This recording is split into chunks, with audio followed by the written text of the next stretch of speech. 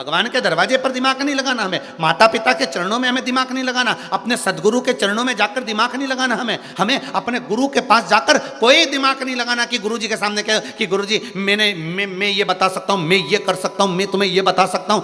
गुरु के सामने जाकर दिमाग लगाने की जरूरत नहीं, भगवान के सामने जाके दिमाग लगाने की जरूरत नहीं। भगवान के सामने, गुरु के सामने, माता पिता के चरणों में, भगवान की कथा में दिमाग नहीं लगाना, हमको दिल लगाना है। दिल लगाओ। कोई तुमसे कहे कब तक कथा सुनोगे, कहना बस लगा है ये दिल, हृदय मन लगा। बाल्टी कुएं में डाल दी है, खींचने की देरी है।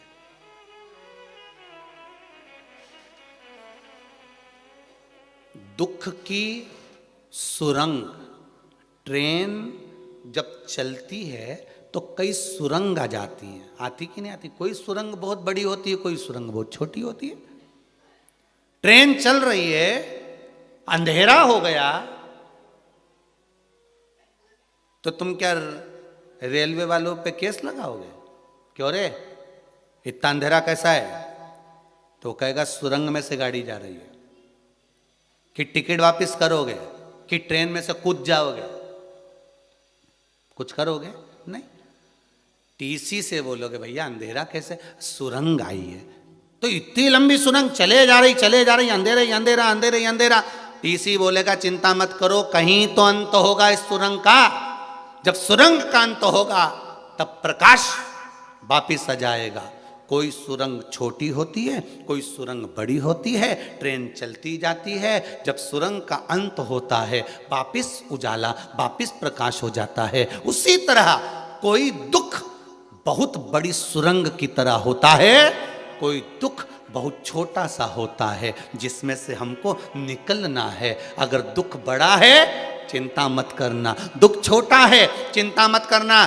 ट्रेन चलती रहना चाहिए, तुम अपना कर्म करते चले जाओ, भजन करते चले जाओ, प्रकाश आगे चलकर मिल ही जाएगा, उजाला प्राप्त हो ही जाएगा। बस सुरंग थोड़ी बड़ी है, दुख थोड़ा बड़ा है, तकलीफ थोड़ी बड़ी है, कष्ट थोड़ा बड़ा है, पर चिंता मत करना। कर्म प्रधान है, कर्म करो, भजन करो, कीर्तन करो, मंत्र जाप करो और भगवान पर भरोसा रखकर जो व्यापार कर रहे हो, जो दुकान कर रहे हो, जो सर्विस कर रहे हो, जो नौकरी कर रहे हो, उसमें लगे रहो और उस पर छोड़कर चलो, उजाला आएगा। सुरंग का अंत भी एक दिन होता है, सुरंग का अंत भी एक दिन होगा, प्रकाश दिखेगा और तुम आगे बढ़ोगे।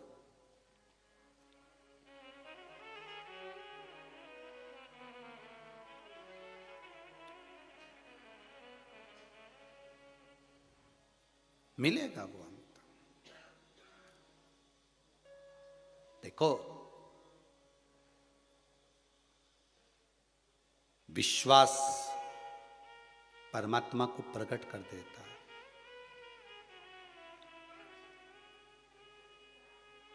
गुरु और भगवान, मेरा भोलेनाथ, मेरा ठाकुर, मेरा राम, मेरा कृष्ण, चार प्रकार से कृपा करता है। गुरु भी चार प्रकार से कृपा करता है और भगवान भी चार प्रकार से कृपा करता है। उसकी कृपा का पहला है स्मरण, दूसरा है दृष्टि से, पहला स्मरण से, दूसरा दृष्टि से, तीसरा शब्द से और चौथा स्पर्श से। मेरा गुरु और परमात्मा चार प्रकार से कृपा करता है। मेरा शंभु, मेरा शंकर, मेरा ओघड़दानी, मेरा भोलेनाथ और कोई सतगुरु, ये चार प्रकार से कृपा कर देते। पहले स्मरण से। स्मरण कैसा? जैसे कछुआ की जो पत्नी होती है, कछुवी, अब कछुआ की पत्नी को तो कछुई बोलेंगे, और तुम्हारे यहां कुछ बोलते हो तो बात दूसरी हो। जितने लोग आस्था पर सुन रहे हो, फेसबुक यूट्यूब पर सुन रहे हैं, कछुए की पत्नी का नाम तुम्हें कुछ और मालूम हो तो हमें बता देना, भेज देना, अगली बार कथा में हम उसको बोल देंगे। मेंढक की पत्नी मेंढकी,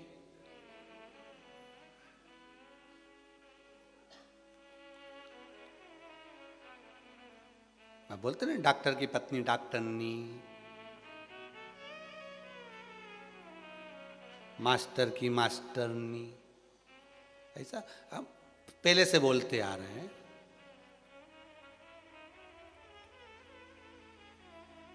तो कछुआ की बोलो तो कच्छू, ठीक है। तो कछुई, कछुए की पत्नी जब बच्चे को जन्म देती है, अंडा देती है, तो वो बच्चे को जन्म, अंडे को जन्म वो पानी में नहीं देती है, वो रेत में देती है।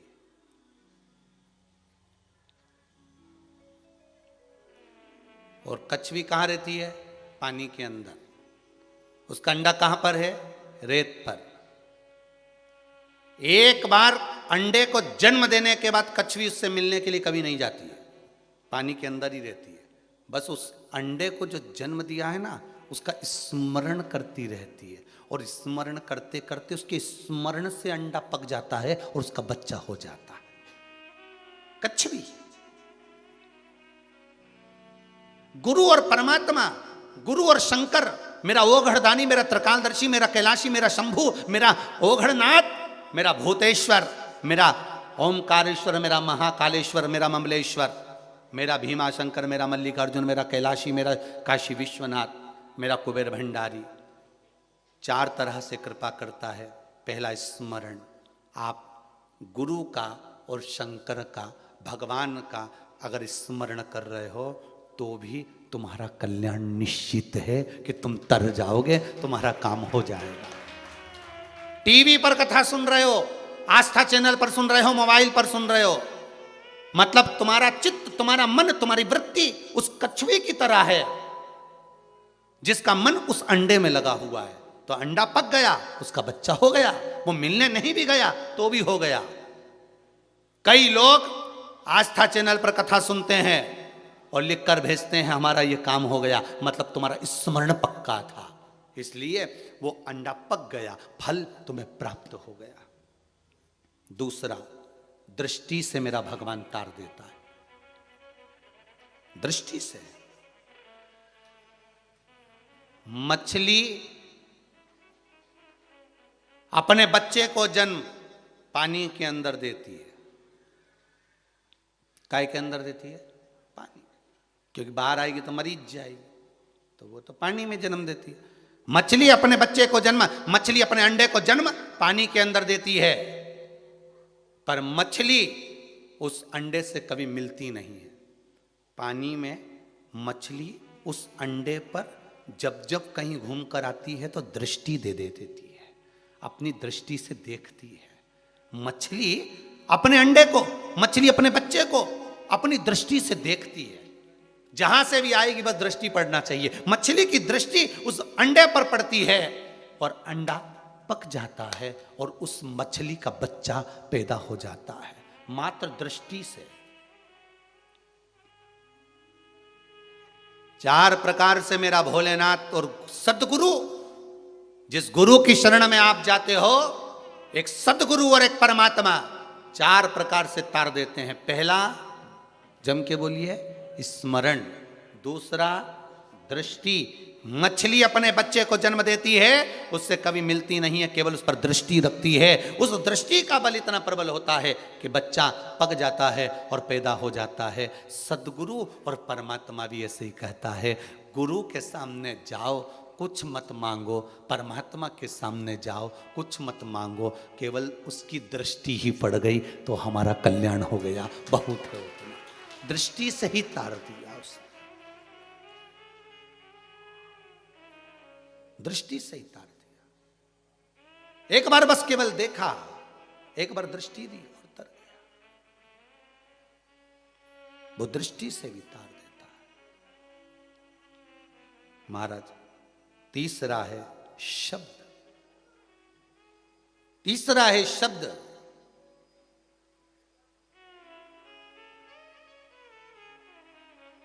परमात्मा के शब्द, वेदों के शब्द, शास्त्रों के शब्द, पुराणों के शब्द, गुरु के शब्द, ये भी तारने वाले। टिटहरी, देखिए पक्षी होता है टिटहरी। वो टिटहरी अपने बच्चे को जन्म पृथ्वी पर देती है, अपने बच्चे को, अपने अंडे को जन्म पृथ्वी पर देती है, और वो टिटहरी उस बच्चे से मिलने नहीं आती है, केवल आकाश में उड़ती है और चिल्लाना चालू कर देती है टिटहरी। उसके शब्द उस अंडे पर पड़ते हैं और बच्चा जन्म लेता है। ध्यान देना, शब्द से टिटहरी अपने बच्चे को जन्म दे देती है। आकाश में उड़ रही है, बच्चे को जब उसको पकाना होता है, उस अंडे को पकाना होता है, अपने बच्चे को जन्म देना होता है, टिटहरी चिल्लाने चालू कर देती है। आपने भी देखा होगा टिटहरी कई बार बगीचे में, कहीं बाग बगीचे में चिल्लाती जाती, अपने बच्चे को, अपने उस अंडे को पका रही है, अपने बच्चे को जन्म दे रही है, अपने शब्द से अपने बच्चे को जन्म देने का प्रयास कर रही है। वो टिटहरी है। गुरु के शब्द, गुरु की वाणी, शंकर के शब्द, मेरे परमात्मा की वाणी, मेरे वेद और पुराण की वाणी, मेरे शास्त्रों की वाणी, ये पुराणों की वाणियां, गुरु की वाणियां, ये शब्द हैं। और शब्द से जैसे टिटहरी अंडे को पकाकर बच्चा प्रकट कर देती है, उसी तरह गुरु के शब्द भी आपको कुछ न कुछ प्रदान कर ही देते हैं, जीवन में सार्थकता दे देते हैं।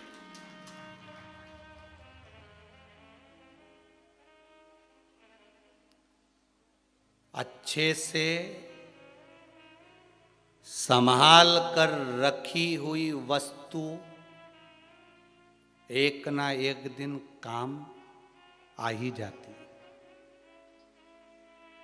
संभाल कर रखी हुई वस्तु, अच्छे से संभाल कर रखी हुई वस्तु एक ना एक दिन काम आ ही जाती है। और अच्छे से ध्यान लगाकर सुनी हुई कथा एक ना एक दिन काम आई जाती है। अच्छे से ध्यान लगाकर सुनी हुई कथा एक ना एक दिन काम आई जाती है। कोई उपाय, तुम्हारे यहाँ कोई बीमार पड़ गया, किसी को कैंसर जैसा रोग हो गया, किसी को किडनी का रोग हो गया, किसी को कोई तकलीफ हो गई, किसी के बच्चे, तो तुम खुद ध्यान लगाकर अगर कथा सुने हो तो बता सकते हो कि तू ऐसा कर ले। ध्यान लगा, अच्छे से संभाल कर रखी हुई वस्तु एक ना एक दिन काम आई जाती है। और अच्छे से ध्यान लगाकर सुनी हुई कथा, गुरु की वाणी, गुरु के शब्द, परमात्मा की वाणी कहीं ना कहीं काम आ जाती है। क्योंकि टिटहरी अपने शब्द से अपने बच्चे को जन्म दे देती है। शब्द से गुरु तार देता है, शब्द से परमात्मा तार देता है। इसलिए आपसे कहते हैं श्री शिवाय नमस्तुभ्यम। शब्द वो है जिसका नाद करने से ना जाने कितने तर जाते हैं। और महाराज चौथे नंबर पर है, स्पर्श से परमात्मा और गुरु तार देता है। स्पर्श, मोरनी, मोर की पत्नी, महाराज मोरनी, या कोयल, या तोती, या चिड़िया, किसी को भी पकड़ लो, पक्षी, चिड़िया अपने बच्चे को जन्म देती है, अंडे को जन्म देती है, तो उस पर वो बैठती है, स्पर्श में रखती है।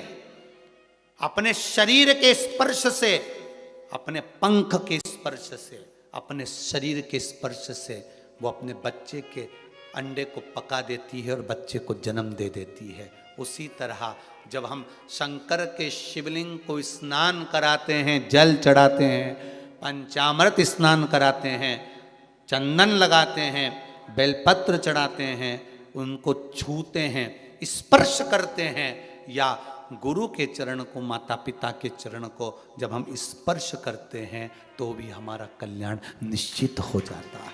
हमारा कल्याण निश्चित है।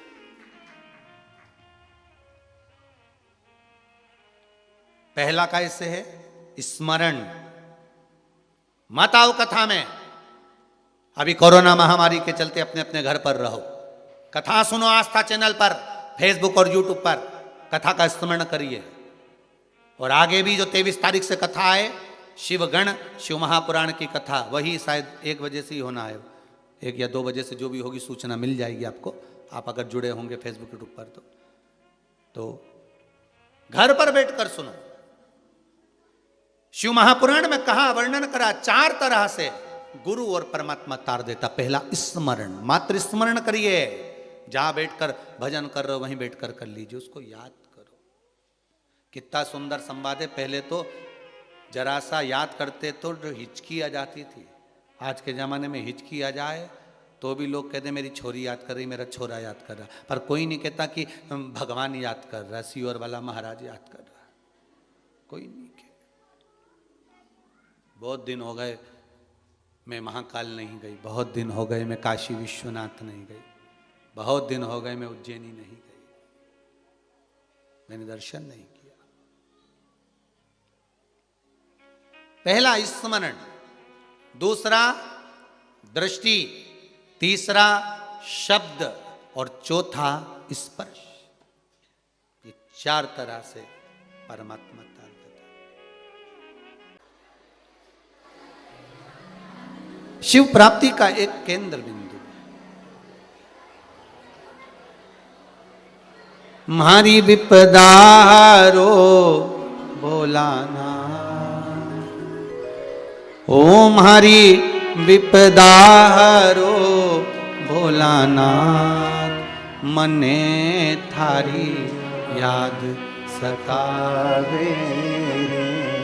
हे शंभो त्रिकालदर्शी कैलाशी अविनाशी, हे शंकर हे त्रिकालदर्शी शिव, ऐसी कृपा जीवन में करो। महाराज माना सुरंग बहुत बड़ी है, दुख बड़ा है, पर प्रकाश की उम्मीद रखना ये पक्का है कि प्रकाश जरूर होगा, जरूर होगा। प्रकाश की उम्मीद रखिए। समस्या अगर विकट है तो मेरा कैलाशपति भी निकट है, आपसे दूर नहीं है, आपके करीब है। भाव शिव जी ने कहा, माता शंकर भगवान माता पार्वती जी से कह रहे हैं, सुनो पार्वती, अगर विश्वास रखकर जाओगी, सुनो पार्वती, अगर विश्वास रखकर पहुंचोगी तो ये पक्का है। पार्वती अगर विश्वास रखकर पहुंचोगी तो ये पक्का है कि शिव मिलेंगे, शंकर मिलेंगे, ये पक्का। पार्वती अगर विश्वास रखकर जाओगी तो यज्ञ अनुष्ठान कुंड बावड़ी तालाब जहां तुम जा रही हो वहां तुम्हारा विश्वास प्रबल है तो पुण्य मिलेगा, अवश्य मिलेगा। आप लोगों से भी निवेदन है, शिव महापुराण की कथा ऑनलाइन चल रही है, घर पर बैठकर सुनिए। और जिस आनंद से आप घर बैठकर कथा सुने, जिस विश्वास से आप घर बैठकर कथा सुने, मोबाइल पर, फेसबुक पर, यूट्यूब पर, आस्था चैनल पर, जिस विश्वास के साथ सुने उस विश्वास के साथ श्रवण करिए और बाबा आपकी घर बैठकर ही मनोकामना पूर्ण करेगा। वो साधारण नहीं है मेरा शिव। बस स्मरण, दृष्टि, स्पर्श, ये सब चीजों का एक आनंद है। मान आप रखो शब्द,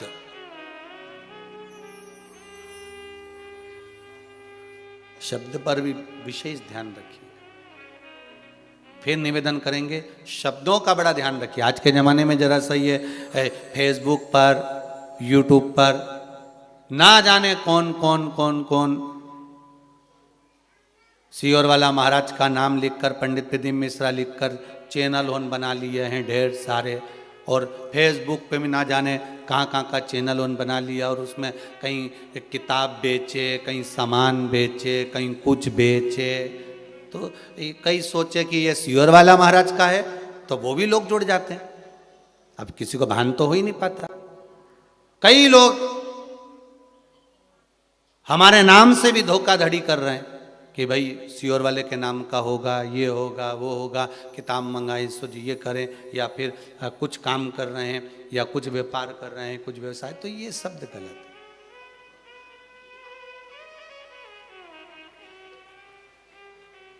यहाँ तो शिव है, शंकर है, ये शिव महापुराण की कथा है। और आपको पहले भी कहा, कोई उपाय, हमारा फोटो लगा हुआ है और आवाज किसी दूसरे की आ रही है, चल रहा है, उसको आप स्वीकार न करिएगा।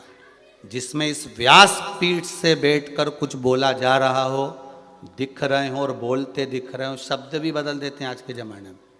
बहुत चतुर चतुर लोग हो गए रे जी, घना चतुर लोग, घना चतुर, शब्द भी चेंज कर दे रहे हैं, शब्द भी चेंज। और एक नया कि गुरुजी फ्री में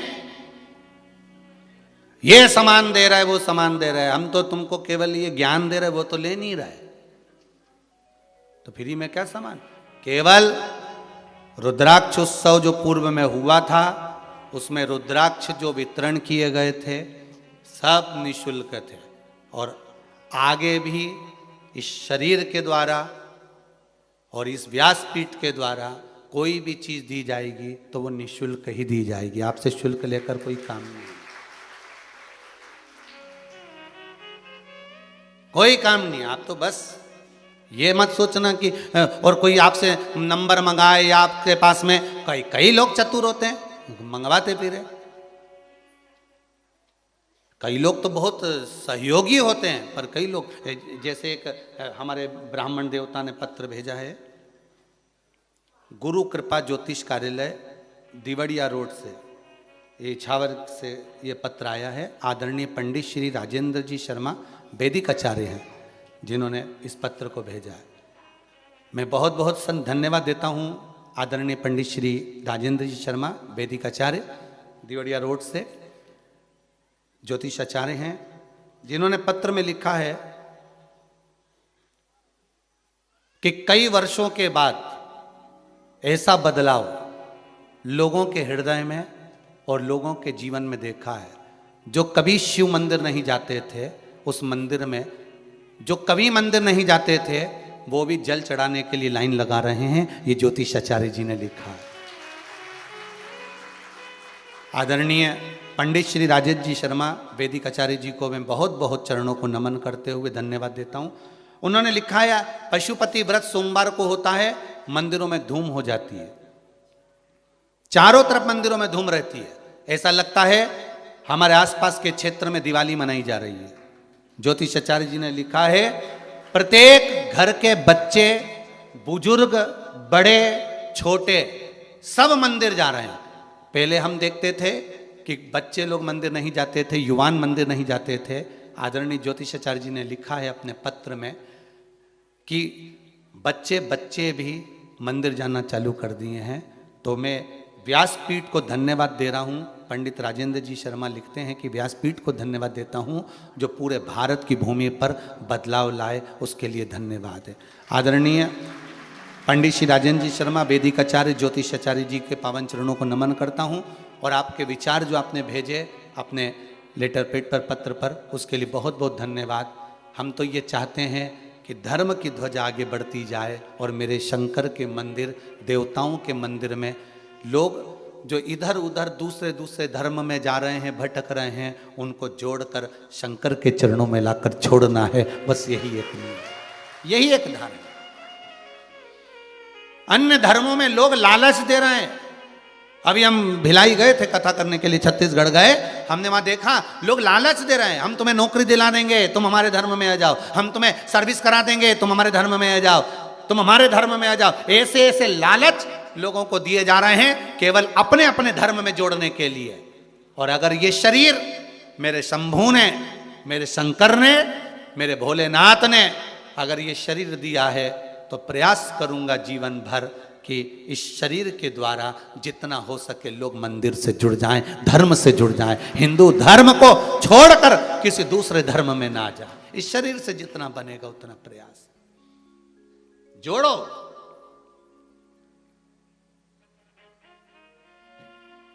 किसी दूसरे धर्म को लोग तोड़ने के लिए तैयार नहीं है। केवल एक ही धर्म दिखता है लोगों को तोड़ने के लिए, वो हिंदू धर्म दिखता है। क्योंकि हिंदू धर्म का व्यक्ति बहुत भावुक होता है, बहुत नर्म होता है। उसको दूसरे धर्म के लोग थोड़ा सा लोभ देते, थोड़ा लालच देते और अपने धर्म में जोड़ लेते हैं। पर आज सारे धर्मों पर भारी पड़ रहा है हिंदू धर्म, क्योंकि हिंदू धर्म का एक एक हिंदू आज जाग गया है, भगवान को जान गया है कि भगवान शिव की शरण के सिवा, राम और कृष्ण की शरण के सिवा कहीं नहीं जाना, दूसरे धर्म में पहुंचना ही नहीं है। अब जाग गया, अब भटक लिए हम, अब नहीं भटकना हमको। बहुत बहुत लोगों को तकलीफ है महाराज जी।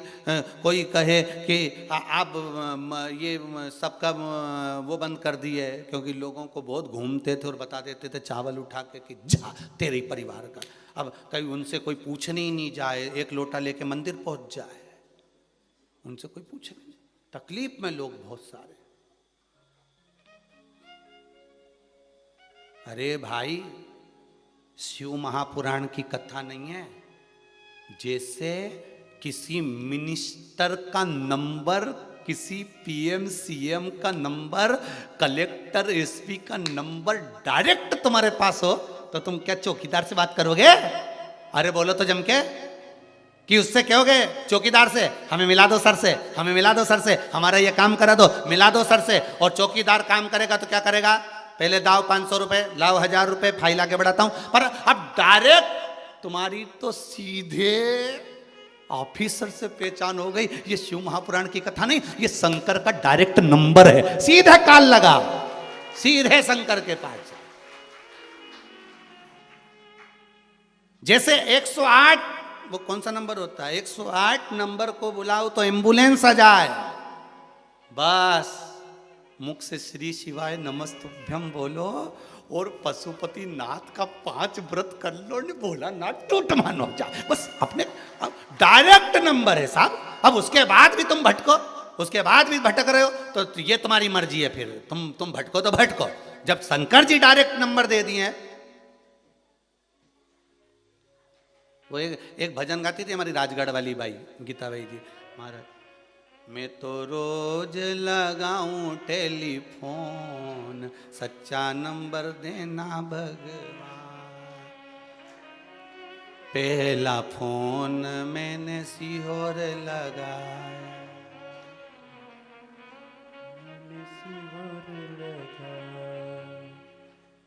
सीहोर लगाया मैंने, सीहोर लगाया।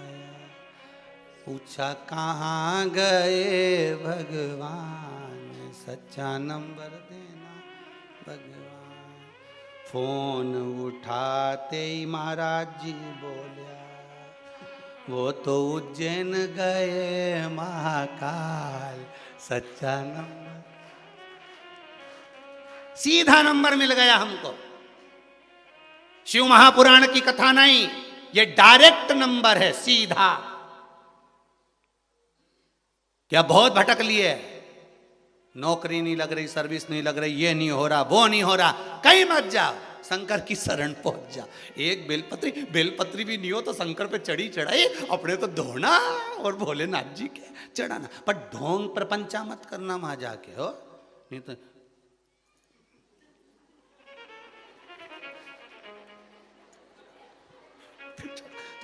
ऐसा ढोंग प्रपंचा शंकर जी को नहीं चाहिए। शंकर जी तो बोले जैसी है वैसी चल।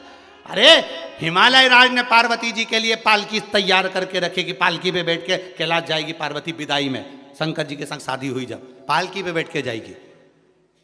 पालकी, सोने की पालकी हिमालय राज ने बुलवाई, रतन जड़ित पालकी, पालकी उठाने वालों को बुलाया।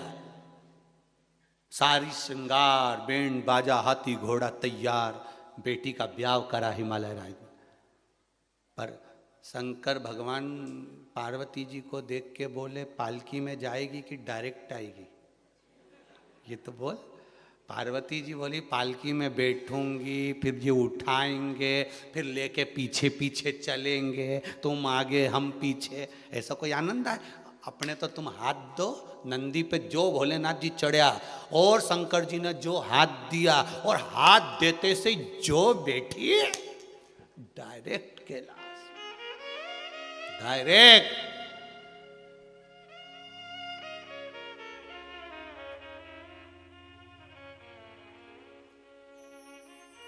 तो तुम्हें डायरेक्ट नंबर मिला है शिव महापुराण। पूरे दुनिया के लोगों को, पूरे विश्व के लोगों को ये डायरेक्ट नंबर है शंकर की कथा, शिव महापुराण की कथा। छूटना नहीं चाहिए, डायल करते रहो, कथा सुनते रहो, एक ना एक दिन तो कॉल लगेगा। कई लोग तो सीहोर लगाते हैं आश्रम पे, तो नहीं लगता, बार बार सारे नंबर लगा के देख ले, गुरुजी लगते ही नहीं है, हम तो परेशान हो गए, जवाब ही नहीं आता। लगाते रहो।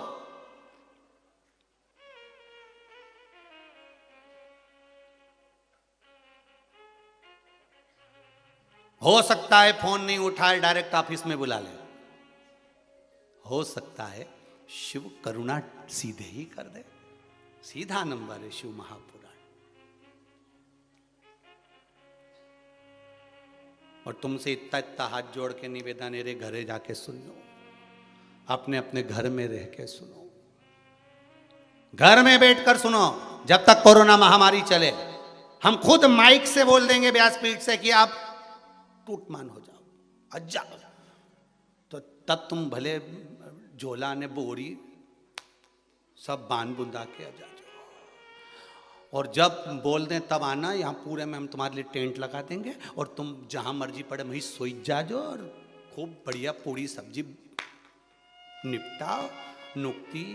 नुक्ति कम बनवाते क्योंकि पेट में दुखती इसलिए, तो बाकी का तुम प्रेम से खूब खाओ ने, अपना शिव नाम गाओ। तो तुम पर अभी मत आ जोरी हो, जी हो, हाथ जोड़ के निवेदन तुमसे, तुम सब अपना अपना घर में भली कथा सुनने मत आओ। दर्शन के लिए तो तुम्हारा ये खुला है बाबा का धाम, पर कथा भगवत स्मरण घर पे बैठकर। शंभु शरणे पड़ी मांगू घड़ी रे घड़ी, दुख काटो दया करी ने दर्शन। आप हृदय से, चित्त से, मन से बाबा को नमन करिए, बाबा को नमन करिए। महाराज चलो, शिव जी ने कहा चलो। 33 कोटि देवता मृत्यु लोक में आ गए। वसु ने जब यज्ञ करा तब स्नान के लिए कहां जाएं? सुबह यज्ञ प्रारंभ होना। एक कुंड बनाया था। जब एक कुंड बनाया, देवताओं को स्नान में तकलीफ होने लगी। वसु ने देवताओं से कहा कुछ कृपा करो। शंकर जी ने कहा मांग वसु, क्या चाहता है? देवताओं के स्नान के लिए कुंड का निर्माण कर दो। शिव जी ने 22 कुंड का निर्माण कर दिया। कितने कुंड? 22। जैसे मेरे राम जी महाराज ने रामेश्वर धाम की जब स्थापना करी और रामेश्वर धाम की स्थापना करी, इतनी बड़ी सेना सामने खड़ी थी, समुद्र का खारा पानी था और मेरे राघव जी हनुमान जी को देख रहे थे। हनुमान राघव जी को देख रहे थे। हनुमान जी से इशारे में पूछा क्या बात है हनुमान? हनुमान कहते हैं प्रभु ये समुद्र का खारा पानी है, पीते नहीं बन रहा है। भगवान ने कहा इतनी सी बात। जो बाण उठाया, राम जी महाराज ने 24 कूप तैयार कर दिए। कहां पर है? रामेश्वर गए हो आप लोग? जो रामेश्वर गए होंगे उन्होंने उन कूपों में स्नान करा होगा। 24 कूप का निर्माण कर दिया। 24 में से 2 कूप तो सूख गए, 22 बचे। 22 में से 1 कूप में सारे कूपों का जल है, इसलिए वहां पर 21 कूपों में आज भी लोग स्नान करते हैं।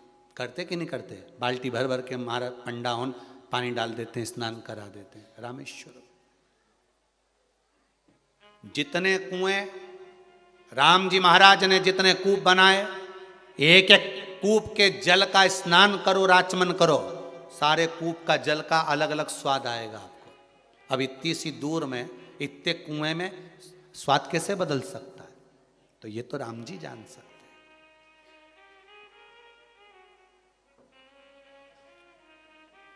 ये तो मेरे राघव जी जानते हैं, ये मेरे राम जी। शंकर भगवान ने पूछा, मांगो। वसु क्या चाहते हो तुम?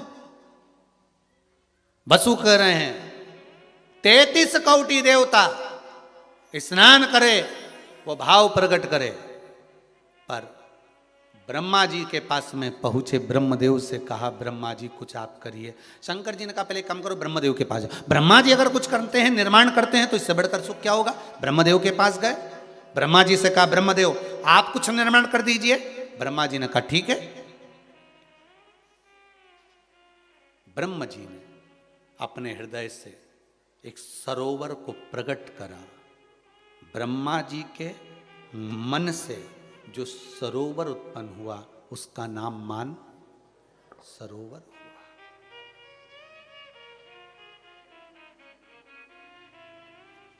कैलाश अधिपति के चरणों में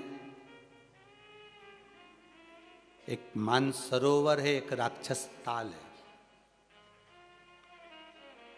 राक्षस ताल, राक्षस का वो सरोवर जिसका पानी खारा है, और मान सरोवर जिसका पानी निर्मल शीतल औषधि से युक्त है।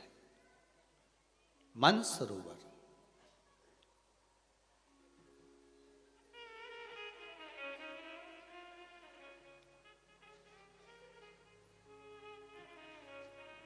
महाराज, हमसे भी कई लोग कहते हैं, क्यों गुरुजी तुम कभी कैलाश घूमने गए, मानसरोवर नहाने गए? हमने कहा भैया वहां जाएं तो हम पैसा घना लग जाए। सही है, ऐसा ही है ना, कुछ 1-1.5 लाख रुपए लगे सो तो तब जाके तो मानसरोवर की यात्रा हो, खूब सारा जमा करो, वहां पहुंचो।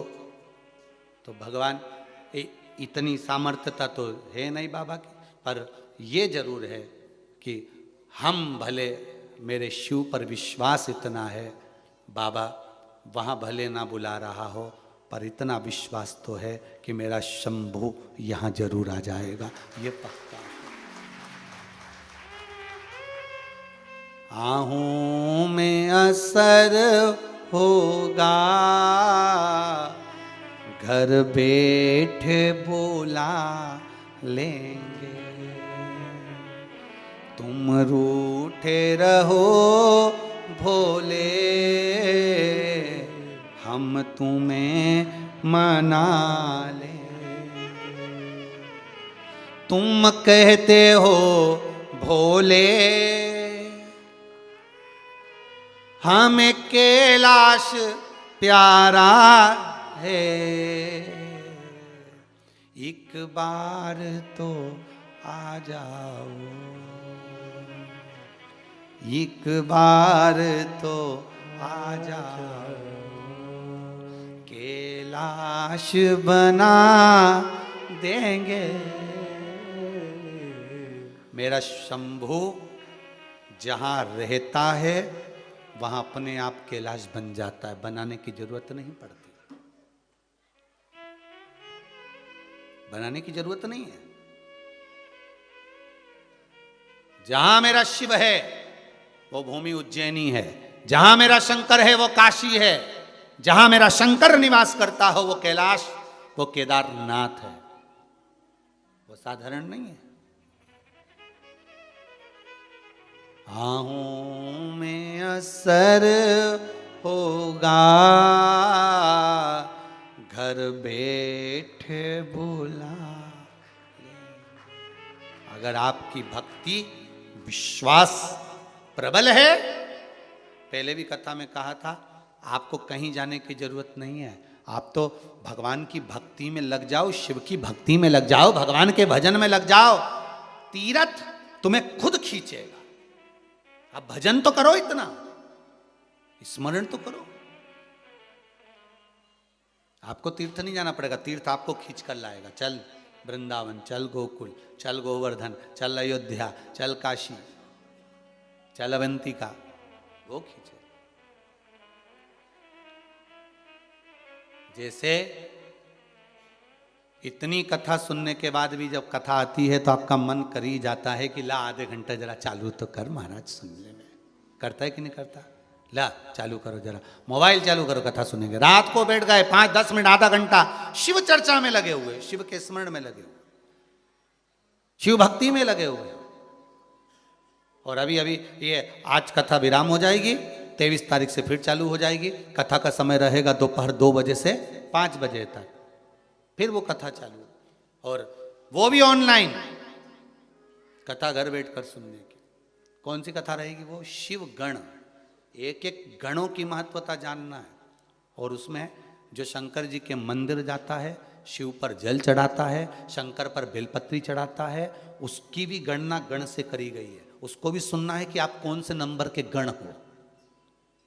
आपकी भी तो वहां पर देखना पड़ेगा कि नंबर कौन सा है तुम्हारा, कौन से नंबर के गण।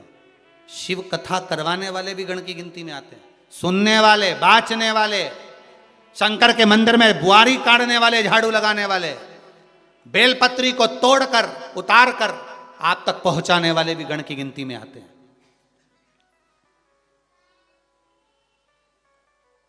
नंदी भृंगी श्रृंगी ही नहीं, आप भी गणों की गिनती में।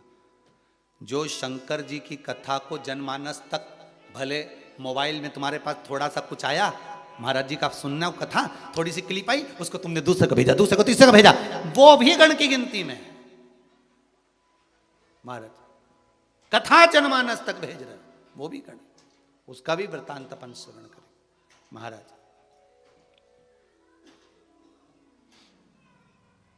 शिव कथा कह रही है। महाराज भगवान शंकर का चरित्र कह रहा है। ब्रह्मा जी ने अपने हृदय से सरोवर को प्रकट कर दिया, मानस सरोवर प्रकट हो गया। महाराज मानस सरोवर प्रकट हुआ जानकर, अब वो मानस सरोवर के लिए देवता जाने लगे तो वसु ने कहा, प्रभु इतने सारे देव अगर मानस सरोवर के लिए जावेंगे तो यहाँ तो भूमि खाली रह जाएगी, आप कुछ कृपा करिए। शंकर भगवान ने उसी समय पर कृपा करी। क्या चाहते हो वो बोलिए। तो कहा, प्रभु एक काम कर दीजिए, यहीं पर कुंडों का निर्माण कर दीजिए। महाराज ब्रह्म कुंड, ब्रह्मा जी को बुलाया और बुलाकर पटना से 100 किलोमीटर की दूरी पर राजगीर तीर्थ, जहां पर भगवान शिव और ब्रह्मा देवताओं के स्नान के लिए 22 कुंड का निर्माण करते हैं। कई लोग गए भी होंगे, और जितने लोग बिहार के लोग कथा सुन रहे होंगे उनके ध्यान में होगा, और जो आसपास के होंगे यूपी आदि के तो वो भी कई बार गए होंगे, यहाँ मध्य प्रदेश के भी गए होंगे। ऐसा नहीं राजगीर लोग जाते हैं। पटना से 100 किलोमीटर की दूरी पर राजगीर तीर्थ में 22 कुंडों का निर्माण करा। जब 22 कुंड भी 33 कोटि देवताओं के स्नान के लिए कम पड़ने लगे तो 52 धाराएं निकाल दी उसकी,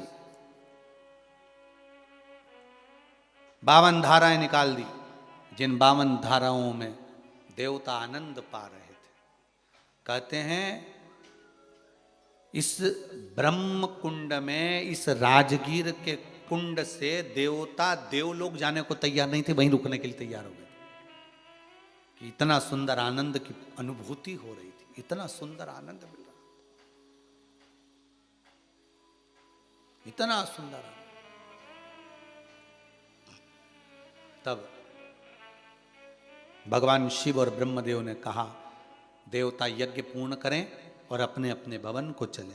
तब यज्ञ पूर्ण करा, देवता अपने अपने भवन को चल दिए।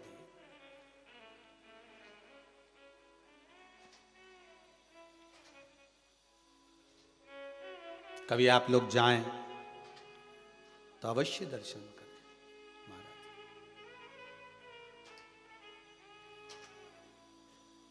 अवश्य जाएं महाराज। आगे शिव महापुराण के सुंदर संवाद में तुमुरुका जी चंचुला देवी को शिव भक्ति के आनंद में 12 ज्योतिर्लिंग की कथा का स्मरण करा रहे हैं। जिस पावन प्रसंग को चंचुला देवी श्रवण करती है अपने पति के मोक्षार्थ, अपने पति के मोक्ष के लिए, वो पावन शिव महापुराण की कथा के 12 ज्योतिर्लिंग का संवाद तुमुरुका जी चंचुला देवी को श्रवण करा रहे हैं।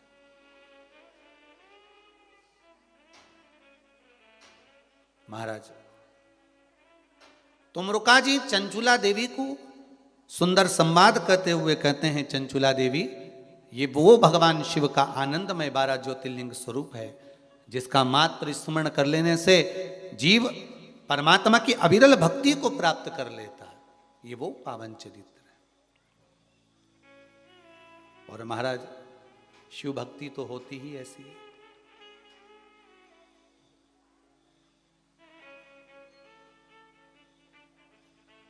शिव भक्ति तो होती ही ऐसी है जिसमें शंकर की उपासना के साथ शिव। एक बार कोई पूछा कि गुरुजी, जब हम भगवान शंकर के मंदिर में पानी चढ़ाते हैं तो हमारा कलश खाली हो जाता है, तो हमने बीच में वर्णन करा था कि दो थोड़ा सा जल भाग उसको लेकर आना चाहिए तो कलश खाली हो जाए। ये हमारी सोच है कि हम भगवान पर जल चढ़ा रहे हैं और कलश खाली हो रहा है, पर शिव महापुराण की कथा कहती है शंकर को जब हम कोई वस्तु प्रदान करते हैं और उस थाली को, उस पात्र को, उस कलश को जब हम लेकर आते हैं तो वो खाली नहीं रहता, भगवान की कृपा से भरा हुआ होता है, कृपा पात्र से भरा हुआ होता है। वो खाली नहीं है, भगवान की अविरल भक्ति से भरा हुआ। कितना कितना भाव कहा है महाराज जी। शिव मंदिरों के घंटाल, घंटी, शिव मंदिरों की जलाधारी, जो ऊपर जल पात्र रहता है जिसमें से बूंद बूंद जल गिरता है, शिव मंदिर का त्रिशूल, शिव मंदिर का डमरू, शिव मंदिर के भूमि का फर्श, शंकर का एक एक शिखर से लेकर एक एक तलातल रसातल तक में जो जो है शिव का, वो करुणा करने वाला है। शिव के पास जो है वो सब करुणा देने वाला, कृपा करने वाला, सब दया करने वाला।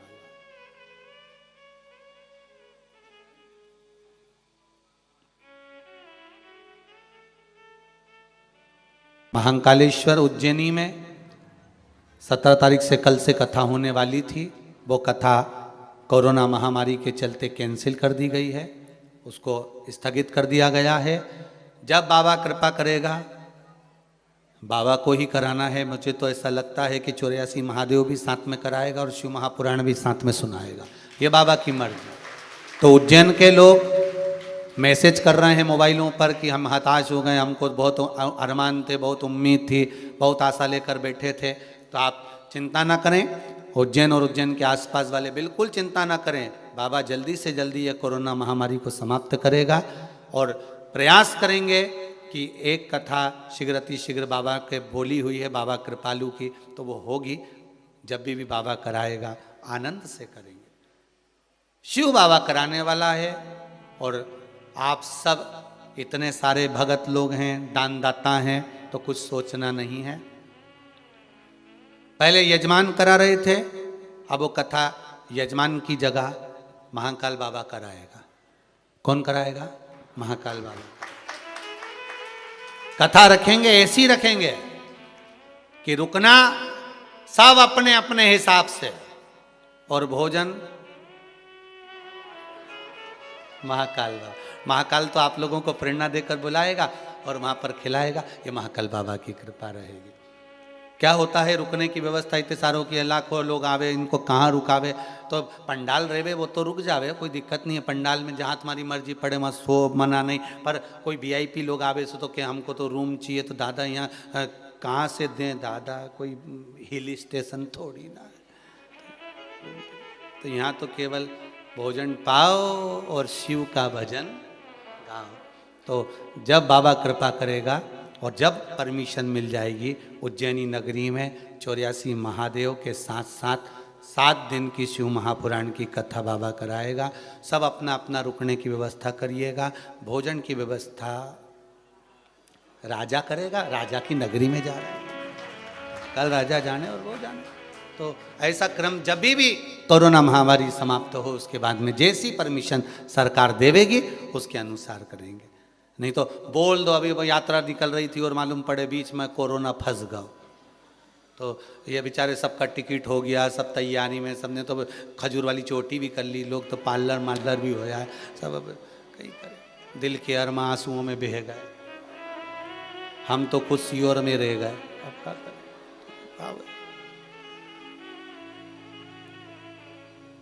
शिव भक्ति करें महाराज। दूषण नाम के राक्षस का संहार करा, महाकाल बनकर प्रकट हुए। बिंद नामक पर्वत के कहने पर भगवान ओमकारेश्वर बनकर प्रकट हुए। नर नारायण के तप साधना को दान करते हुए भगवान केदारनाथ जी के रूप में प्रकट हुए। भीमाशंकर कुंभकर्ण की धर्म पत्नी के गर्भ से, करकटी के गर्भ से भीम हुआ, जिसने बहुत उपद्रव मचाया, तो भगवान आनंद के साथ भीम को संहार करा, भीमाशंकर के रूप में प्रकट हुए। अगला वर्णन आया है काशी विश्वनाथ। मनु शत्रुपा ने तप कर कर भगवान शंकर को काशी में विराजमान करा, भगवान काशी विश्वनाथ के रूप में विराजमान हुए। त्र्यंबकेश्वर गौतम बाबा पर गौ हत्या का दोष लगा, भगवान ब्रह्मा विष्णु महेश तीनों एकत्रित होकर गौ हत्या के दोष से मुक्त करे, भगवान त्र्यंबकेश्वर के रूप में विराजमान हुए। अगला वर्णन आता है श्री वेदनाथ। बाबा शंकर को मेरे ओघड़दानी को लेकर रावण जा रहा था, लघु शंका लगने पर भूमि पर रखा, वैद्यनाथ जी के रूप में विराजमान हुए। अगला वर्णन आया है नागेश्वर। दारुक नाम के राक्षस का संहार करा, बाबा नागेश्वर के रूप में विराजमान हुए। अगला वर्णन है श्री रामेश्वर। भगवान राम जी महाराज ने सुंदर शिवलिंग की स्थापना करी, रामेश्वर के रूप में भगवान शिव विराजमान हुए। कृष्णेश्वर, गोष्मा के बेटे को भगवान ने वापिस जीवित करा, भगवान शिव कृष्णेश्वर के रूप में विराजमान हुए।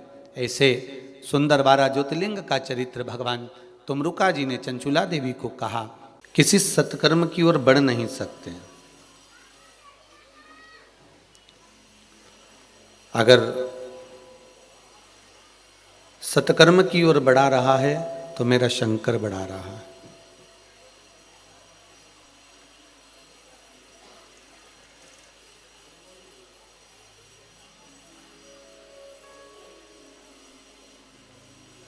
परमात्मा में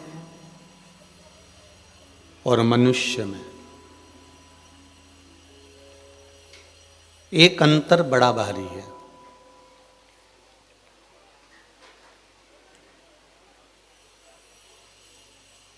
मनुष्य देकर 50 बार कह देता है कि मैंने तुमको ये दिया,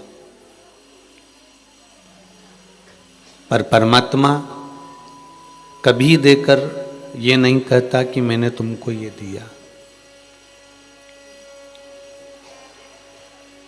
आस्था चैनल के माध्यम से जितने लोग इस पावन कथा को सुन रहे हैं वो स्मरण करें कि भगवान अगर कुछ दिया है तो उसने कभी नहीं कहा है कि मैंने तुमको ये दिया है।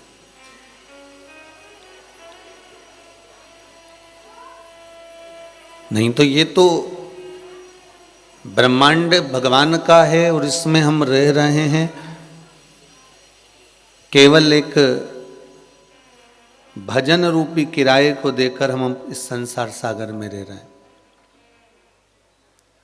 श्वास गिन गिन के तुझको मिलत है,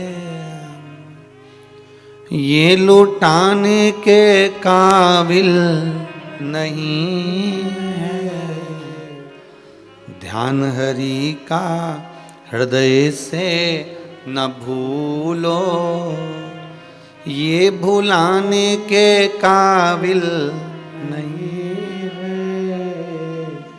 एक एक क्षण, एक एक पल, एक एक घड़ी हम जो भगवान को दिए हैं, हमारे परमात्मा को हमने जो समर्पित करा है, उसका फल हमें भगवान देता है। गीता जी में अगर मेरे मालिक ने, मेरे सरकार ने, मेरे कन्हैया ने, मेरे ठाकुर ने, मेरे गोपाला ने, मेरे द्वारकाधीश ने, मेरे श्री जी बाबा ने कहा है कि तू 2 कदम चलकर मेरे दरवाजे पर आ, मैं तेरे दरवाजे पर खड़ा मिल जाऊंगा। तू मेरे लिए खर्च कर कर देख, मैं तेरे लिए कुबेर का भंडार खोल दूंगा। तू मेरा भजन कर कर देख, सारे संसार में तेरा भजन चालू करवा दूंगा। ये मेरी भगवान कृष्ण गीता में कह रहे हैं।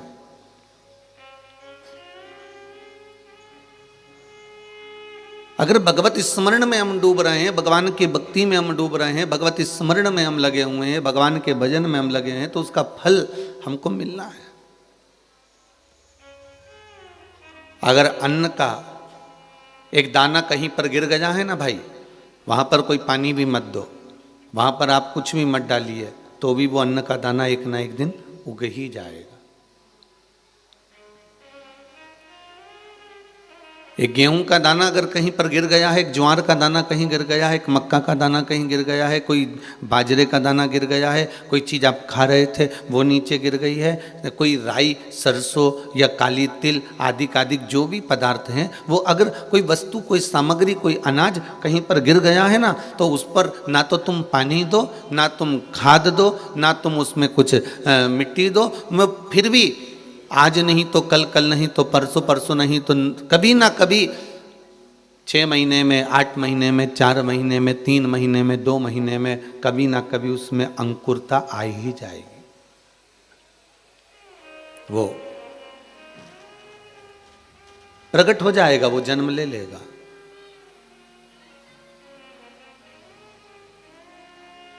संसार के लोग अगर कुछ दे भी देंगे तो 50 वर्ग के भी देंगे, ताना भी दे देंगे, पर मेरा परमात्मा आपने निष्कपट भावों से, कोई आपके भीतर कुछ मांगने का प्रसंग नहीं है, कुछ मांगने का ललकता नहीं है, निष्कपट भावों से आपने जो भगवान से मांगा है, भगवान उसको देता तो है पर उसका हिसाब नहीं रखता है। मेरा भगवान कभी हिसाब नहीं रखेगा तुमको देने के बाद में।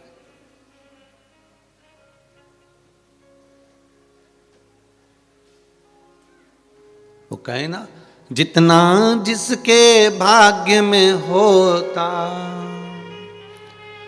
जितना जिसके भाग्य में होता, उतना ही वो पाता है। मेरे भोले के दरबार में सबका खाता है, शिव लहरी के दरबार में सबका खाता है। उसके पास में प्रत्येक जीव का वो बस इतना खाता रखा है कि तुमने भजन कितना करा, पर उसने क्या दिया उसका खाता उसके पास में नहीं। आपके भजन का खाता जरूर है कि आपने भजन कितना करा, स्मरण कितना करा, आपने नाम जाप कितना करा, आप नाम स्मरण कितना कर रहे हैं,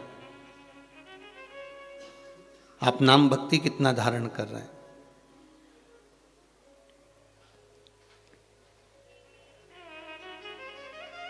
पर उसने अपने पास में जो खुद ने दिया है उसका हिसाब नहीं रखा है, पर उसने एक हिसाब रखा है कि तुमने शंकर के ऊपर 1 लोटा पानी कितना चढ़ाया, आपने शिव जी पर बेलपत्र कितनी चढ़ाई,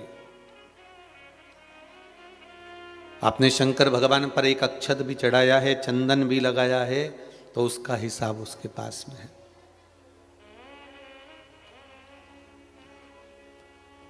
परमात्मा में और संसार के लोगों में एक अंतर है। संसार के लोग कितना तुमको दिए उसका हिसाब रखते हैं, तुमने कितना दिया उसका हिसाब कोई नहीं रखेगा। आपने अगर किसी को, तुम्हारे दोस्त को, तुम्हारे मित्र को, तुम्हारे सखा को, तुम्हारे रिश्तेदार को, तुम्हारे कुटुंब वाले को जब जब जरूरत पड़ी 5,000 दोगे क्या भैया, हाउ ले जा, 10,000 दोगे क्या भैया, हाउ ले जा, 50,000 दोगे क्या भैया, हाउ ले जा, तुमने रोज सपोर्ट करा उसको, आपने हर 2-4 महीने में उसको कुछ ना कुछ दिया, उसने मांगा और तुमने दिया। अब एक बार ऐसा करना, जब मांगने आए तो मत देना। तो पहले तुम जो 2 साल से देते आ रहे हो ना, एक बार अगर तुमने अगर मना कर दिया तो वो उस बात को पकड़ कर बैठ जाएगा, और जो इतने समय से तुमने दिया ना उसका कोई फल नहीं है महाराज।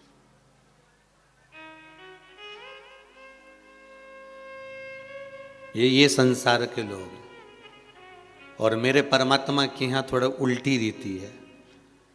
भगवान अपने देने को तो कभी नहीं गिनता कि मैंने तुझे क्या दिया, भगवान तुम्हारे देने को गिनता है कि इसने मुझे कितना बार याद किया, मुझे कितनी बार भजन किया, मुझे कितनी बार नाम जाप किया, कितनी बार श्री शिवाय नमस्तुभ्यम बोला है, कितनी बार इसने मंत्र का जाप किया है, कितनी बार ये नाम कीर्तन में डूबा है, कितनी बार ये नाम स्मरण करा है, कितनी बार इसने मुझ पर जल चढ़ाया है। भगवान शिव के पास में वो खुद क्या देते हैं उसका कोई लेखा नहीं है, पर तुमने जो दिया है उसका लेखा मेरे शंभू के पास में है, मेरे शंकर के पास में है। इसलिए कहते हैं एक शंकर कैलाश में है और एक शंकर मेरे विश्वास में है, एक शिव मेरे विश्वास में। एक शंकर कैलाश में, रामचरितमानस में तुलसी बाबा ने लिख दिया है शंकर विश्वास रूपीणो, मतलब विश्वास रूपी शिव है तो दुनिया का ऐसा कोई काम नहीं जो नहीं होगा, अगर विश्वास है तो।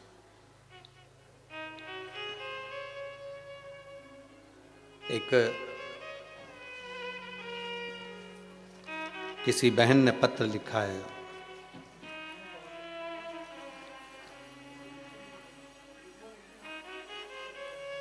श्री शिवाय नमस्तुभ्यम, जिला उज्जैन के पास नागदा से हीराबाई सेन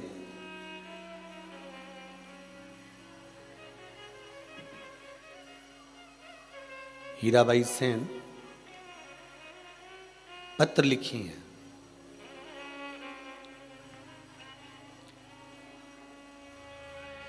बरसों से मेरे पति को किडनी की परेशानी थी, ये पत्र में लिखा है। हीराबाई सेन ने पत्र लिखा है, बरसों से मेरे पति को किडनी की परेशानी थी, सारे डॉक्टरों के पास में, हाकिम के पास में, औषधि वालों के पास में सब दूर दिखा लिया था। जब सारे डॉक्टरों को दिखा दिखा कर हार गई, तब मैंने अपने पति से कहा कि अब सारे डॉक्टरों को दिखा कर आ गए, सारे हॉस्पिटल में दिखा कर आ गए, एक हॉस्पिटल बचा है, आस्था चैनल पर सुना है, उसका नाम कुबेरेश्वर धाम है। तो पत्र में लिखा है, पत्र में लिखा है।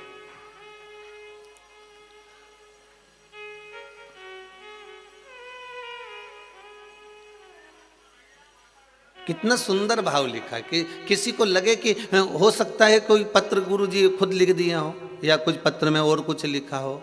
मैं तो कहूँगा एक बच्चा भी कोई खड़े होकर इस पत्र को पढ़ सकता है। कितना सुंदर भाव इसमें इस हीराबाई सेन ने लिखा है। मैं निवेदन करूं, बालक आप आओ जरा इस पत्र को पढ़ना, देना माइक बच्चे को, ये पत्र उसको वहां दे दीजिए।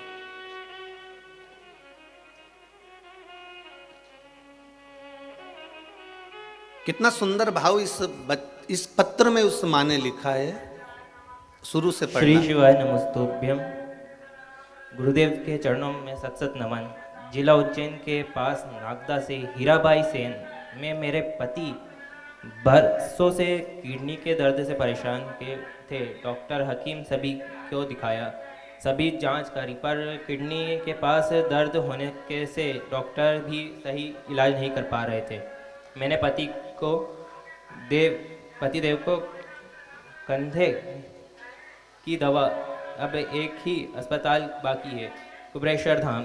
तुम वहाँ पर जाकर बाबा को बोलो कर आना, बाबा आपको 3 महीने में ठीक कर देंगे।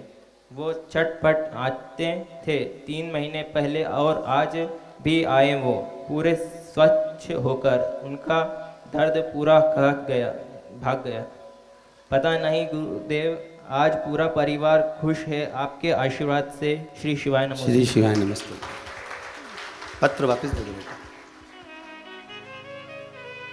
बहन ने लिखा है 3 महीने पहले आए थे, सारे अस्पताल हार गए, तब जाकर एक ही बचा था, शंभू शंकर त्रिकालदर्शी कैलाशी अविनाशी शिव, कोई दूसरा ही नहीं था।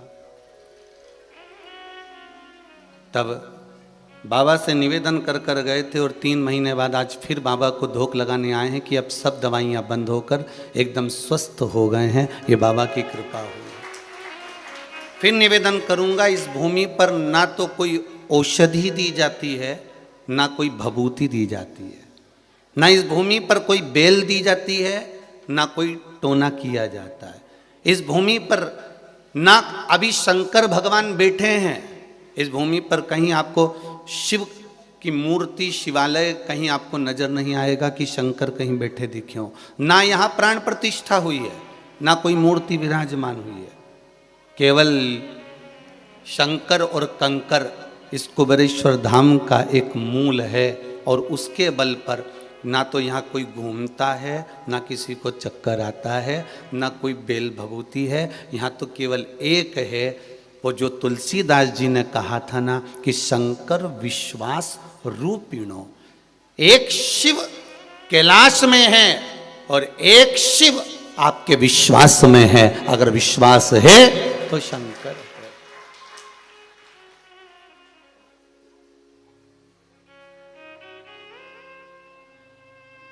यहां कंकर शंकर है। आप जिस जगह पर बैठकर,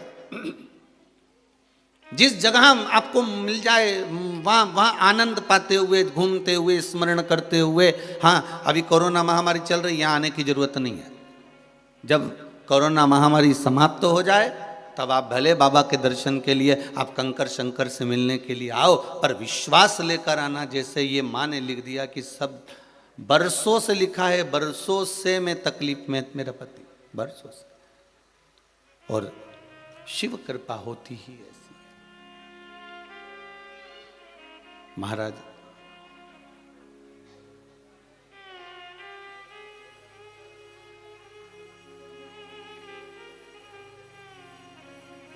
भगवान दया करना,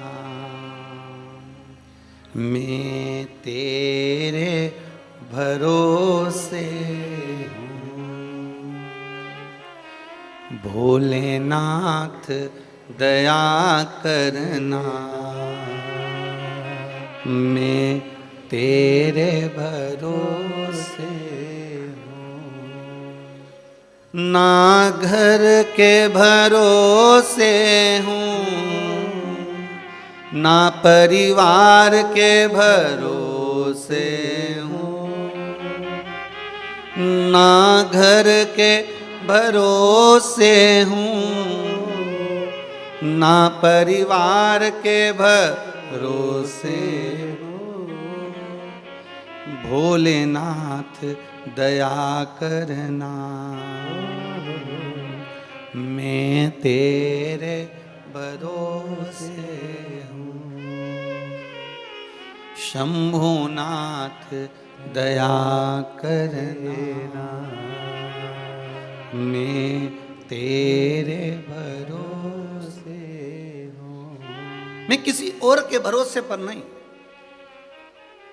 अगर भरोसा है तो मुझे मेरे शंकर पर, एक शिव कैलाश पर है और एक शिव आपके विश्वास पर है। रामचरितमानस की रचना करते समय तुलसीदास जी ने लिख दिया था, शंकर विश्वास रूपिणो। अगर विश्वास है तो शंकर की आराधना करना, विश्वास हो तो शिव की पूजन करना, विश्वास हो तो शंकर पर एक लोटा पानी चढ़ाना, विश्वास हो तो शंकर पर बेलपत्र चढ़ाना, विश्वास हो तो शंकर पर अक्षत चढ़ाना, विश्वास हो तो पुष्प चढ़ाना, विश्वास हो तो शंकर के मंदिर जाना। और अगर विश्वास नहीं है तो तुम तुम्हारे घर में भले और भगवान शंकर अपने मंदिर में भले, वो शिवालय में भला है, आप अपने घर में भले।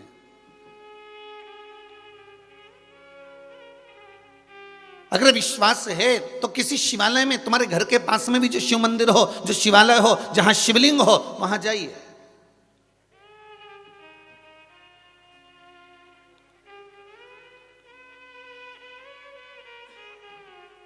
और अगर विश्वास नहीं तो कहीं मत जाइए। मानो तो मैं गंगा मां हूं, ना मानो तो बहता पानी। किसी कुंड में, किसी सरोवर में, किसी तालाब में, किसी नदी में, किसी पवित्र सरोवर में अगर आप स्नान कर रहे हैं, आपने पहले ही सोच लिया कि ये तो पानी है, और आपने अगर सोच लिया कि ये महारानी है, भगवान का स्वरूप है, चरणामृत मिला है, पंचामृत मिला है, इस जल को साधारण मत समझो।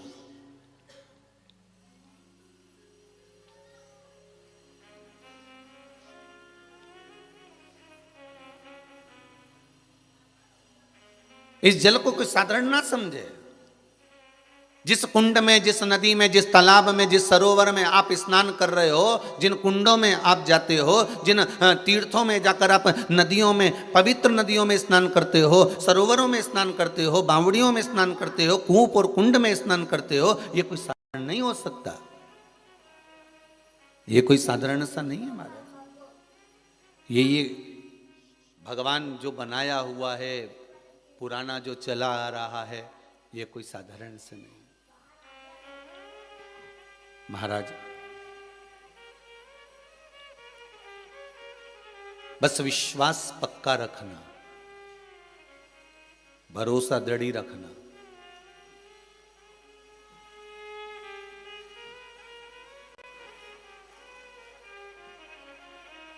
ना मैं घर के भरोसे हूं, ना परिवार के भरोसे हूं, भोलेनाथ दया करना, मैं तेरे भरोसे हूं। एक आस लेकर, एक विश्वास लेकर, एक भरोसा लेकर हम तेरे दरवाजे पर आए। और अगर ये आस, ये विश्वास, ये भरोसा छूट जाए तो फिर उसका कोई मतलब ही नहीं। फिर भरोसा क्या?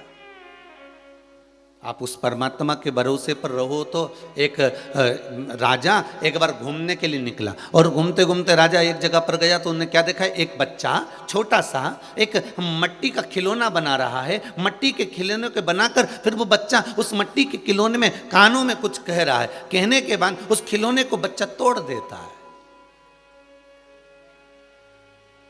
वो बच्चा बार बार मट्टी का खिलौना बनाता है, उसके कानों में कुछ कहता है और खिलौने को तोड़ देता है। राजा उस बच्चे के पास गया। राजा ने उस बच्चे से कहा, बाबू, बालक, क्या कर रहे हो? इसके खिलौने के कान में क्या कहते हो और बाद में खिलौना तोड़ देते हो? आखिर बात क्या है? तो उस समय पर वो तुरंत वो बच्चा कहता है कि मैं इस खिलौने के कान में कहता हूं कि तू राम बोल, राम बोल, राम बोल। पर बच्चा जब खिलौने के कान में कहता है तो ये मट्टी का खिलौना राम नहीं बोलता, इसलिए मैं इसको तोड़ देता हूं। जो राम ना बोल पाए, जो भगवान का भजन ना कर पाए, उसको रखकर करूंगा क्या, इसलिए मैं तोड़ देता हूं। राजा को अच्छा लगा। राजा ने कहा, बेटा, आप हमारे राजभवन में रहोगे, हमारे साथ रहोगे। इतने धर्मात्मा, इतने पुण्यात्मा, इतने संकीर्तन वाला हमारे नगर में रहे, इससे बढ़कर सुख क्या है? आप हमारे नगर में रहोगे, आप हमारे राज्य में रहोगे। राजा ने कहा, तो बच्चे ने कहा, मैं रहने को तैयार हूं, पर मेरी 4 शर्तें हैं। अगर मेरी 4 शर्त आप मान जाते हो तो मैं आपके साथ में रहने को तैयार हूं। पहली, जब मैं सोऊंगा आपको रात भर जगना पड़ेगा। दूसरी, कपड़े में पहनूंगा तो आपको नग्न रहना पड़ेगा। तीसरी, महाराज, जब मैं खाऊंगा, अगर मैं खा रहा हूं तो आपको भूखा रहना पड़ेगा। और चौथी, मेरे दुख में मेरे साथ हर पल खड़े रहना पड़ेगा।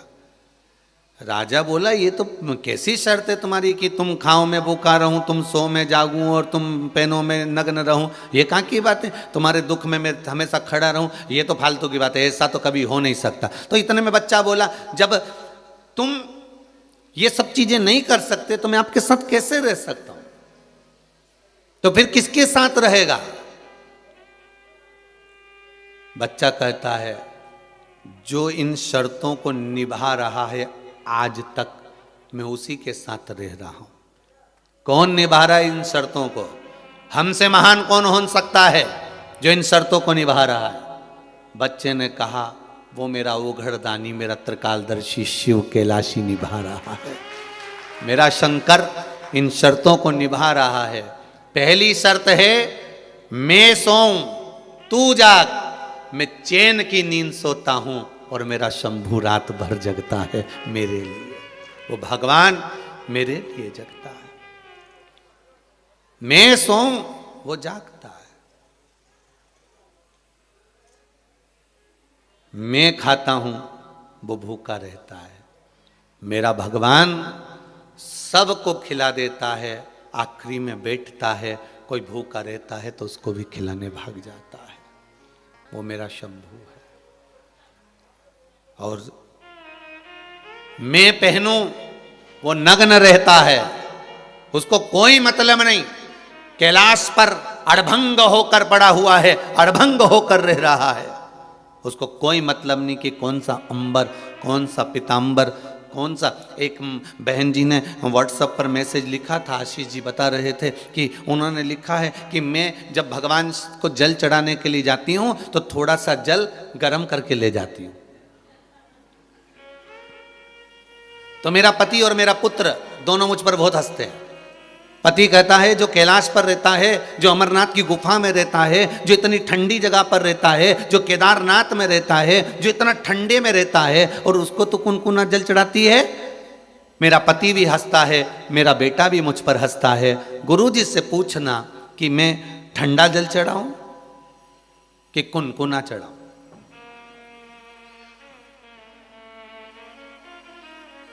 फिर वही बात सामने आ गई। भगवान मंत्र तंत्र और तुम्हारे शब्दों से, अर्थात तुम्हारे श्लोकों से, तुम्हारी स्तुति से, भगवान तुम्हारे बहुत सारे संवादों से नहीं रीझता। मेरा शंभू अगर रीझता है तो तुम्हारे इसी भोलेपन से रीझता है। मेरा शंकर रीझता ही भोलेपन से।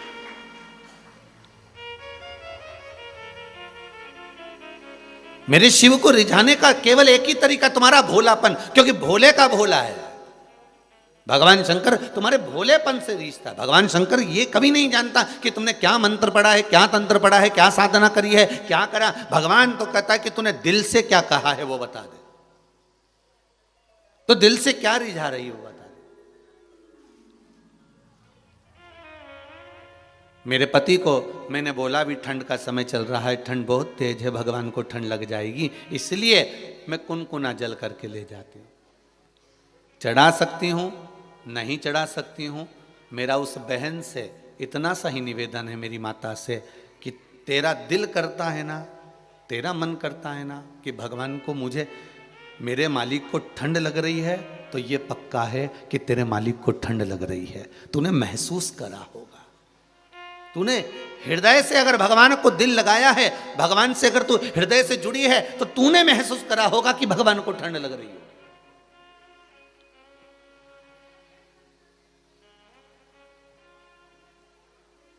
ये तूने महसूस करा है। नहीं तो कई घर में तो आज भी लड्डू गोपाल बैठे हुए हैं, कई घरों में लड्डू गोपाल बैठे हुए हैं, और कई घर में लड्डू गोपाल बैठे हुए हैं, और कई लोग वो लड्डू गोपाल को भी इस ठंड में फूल चढ़ा दे रहे हैं। अब अंदाजा लगाना जरा। और अगर कहीं का परम भगवदीय वैष्णव हो, ठाकुर जी का कृपा पात्र कहीं का जीव हो, तो भगवान को अगर फूल भी रखता है तो थोड़ा दूर रखता है, उसको सर्दी बैठ जाएगी, उसको ठंड लग जाएगी। अगर भाव हो, उसने तो केवल भगवान माना है, उसने तो केवल भगवान को भगवान मान लिया कि फूल चढ़ाना है, सबको चढ़ाना है मतलब चढ़ाना है। अब कईयों के मन में भाव, तो उसने ठंडा फूल, गीला फूल, पानी का फूल जिसपे पानी पड़ा हुआ था, ठंड थी, और भगवान को ले जाकर रख दिया। अब ऊपर से अब तुम कहते हो कि मेरा गोपाला है, मेरा ठाकुर है, मेरा लाडला है, मैंने उसको स्वेटर पहनाया है, मैंने उसको कपड़े पहनाए हैं, तो फिर पुष्प भी तो दूर होना चाहिए, ठंडी वस्तु भी तो दूर होना चाहिए। मेरे भगवान के साथ में दिखावा मत करो, बस भगवान ये कहता है, मेरा ठाकुर कहता है, मेरा भोलेनाथ कहता है, मुझे दिखावा प्रिय नहीं है। आप दिल से तो रिझाओ। उसको कौन ने कहा कि तू कुनकुना पानी चढ़ा के आ? उसको कौन ने कहा कि तू गर्म पानी करके ले जा, कुनकुना पानी करके ले जा? उसके मन में आया, पति से कह दिया तुम्हें जो चढ़ाना चढ़ाओ, तो वो तो बाल्टी भर ठंडा ढोले चढ़ावे और बेटा भी ठंडा चढ़ा, पर उसका मन नहीं माना, ना उसका दिल नहीं माना, उसका हृदय नहीं माना, तो वो ले गई। तो मेरा बहनों से निवेदन केवल इतना है, तुम्हारा मन कर रहना कि भगवान को रिझाना इस तरह से है।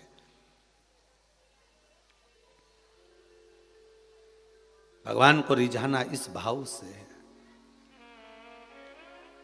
कई लोग कहते हैं क्यों गुरुजी तुम इतनी बड़ी बड़ी बात कहते हो, कहां लिखी है वो बताओ। तो ढूंढो ना शास्त्र और वेद में, पुराण में।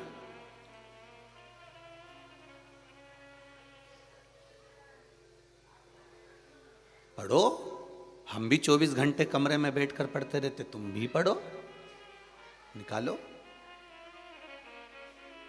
और दिल लगाओ इस परमात्मा से, दिमाग नहीं। दिमाग तुम कमाने में लगाना, तुम्हारे दिमाग को सेफ करके रखो एकदम अलमारी में, हो इसको कमाने में लगाओ, पर भगवान की भक्ति में दिल लगाओ। पर दुनिया भी उल्टी है, दिमाग भगवान की भक्ति में लगाने का प्रयास करती है और दिल, अब पूछो ही मत ही तो अच्छा है।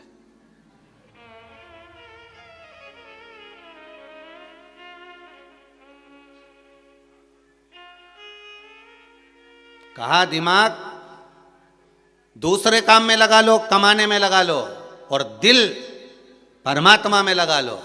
पर लोग भी उल्टे हैं, दिमाग भगवान में लगाते हैं। कैसा दिमाग लगाते हैं? हाउ क्या होता है पानी चढ़ाने से, क्या होता है चावल चढ़ाने से, क्या होता है धतूरा चढ़ाने से, क्या होता है भगवान शंकर पर दूध चढ़ाने से। यहां दिमाग लगा रहे हैं,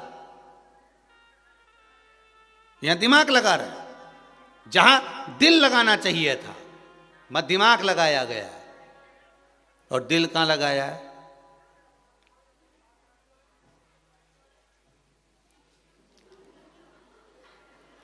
अब समझ जाना बस उतनी सी। अब दिल यहां लगाना था और दिमाग वहां लगाना था कि जो इतना फैशन कर रही है, ये कमाई का कितना भाग निपटाएगी। दिमाग वहां लगाना था, पर वहां तो दिल लगाया और तुरंत कह दिया कितने का मोबाइल चाहिए, बोल तू बोल, मैं तुझे मोबाइल ला के दूं। हमारा 10,000 का मेरा मोबाइल टूट गया, वो की सामने की वो क्या बोलते हो है? हाँ वो चली गई क्या डिस्प्ले, हाँ वो चली गई। तो कि तू चिंता मत कर, मैं 15,000 का अब भी बाजार से दिलाऊं। अब दिल यहां लगाना था, गलत जगह पर लगा दिया। जहां दिमाग लगाना था वहां दिल लगा दिया। मेरे भगवान के मंदिर में कभी भी जाना, शिवालय में कभी भी जाना, शंकर की चौखट पर कभी भी जाना, 12 ज्योतिर्लिंग पर कभी भी जाना, शिव मंदिर में कभी भी जाना, तीर्थ में कभी भी जाना, भगवान की शरणागति में कभी भी जाना, सदगुरु के दरवाजे पर कभी भी जाना, गुरु की चौखट पर कभी भी जाना, वहां पर दिमाग मत लगाना, मत दिल लगाना।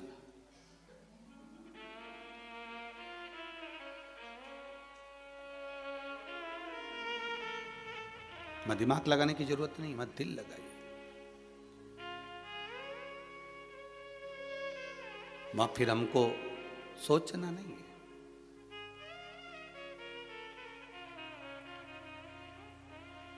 अब सौंप दिया इस जीवन का सब भार तुम्हारे,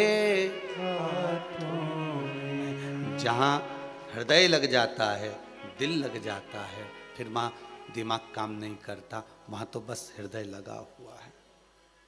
शंभु शरणे पड़े मांगू घड़ी रे घड़ी दुख काटो, दया करी ने दर्शन आपो। हे प्रभु, अब मेरा मन, मेरा चित्त, मेरा हृदय कहीं दूसरी जगह ना जाए, आपके चरणों में लग जाए। पूर्ण विश्वास दे दो। जैसे बच्चा कह रहा है मैं भोजन करता हूं भूखा वो रहता है, मैं सोता हूं जागता वो रहता है, और महाराज मैं पहनता हूं नग्न वो रहता है, और मेरे दुख के हर पल में, हर घड़ी में, हर क्षण में साथ वो खड़ा रहता है, कोई दूसरा नहीं।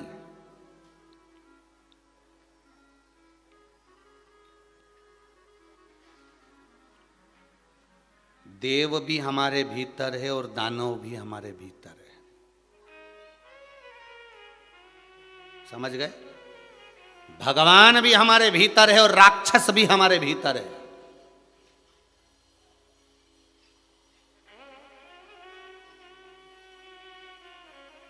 और केवल ये एक युग से नहीं, सतयुग, त्रेता, द्वापर, कलयुग, चारों युग में टटोल कर देख लिए, देख लीजिए, देव भी और दानव भी सब मिलते हैं, बस अंतर है, थोड़ा थोड़ा अंतर है।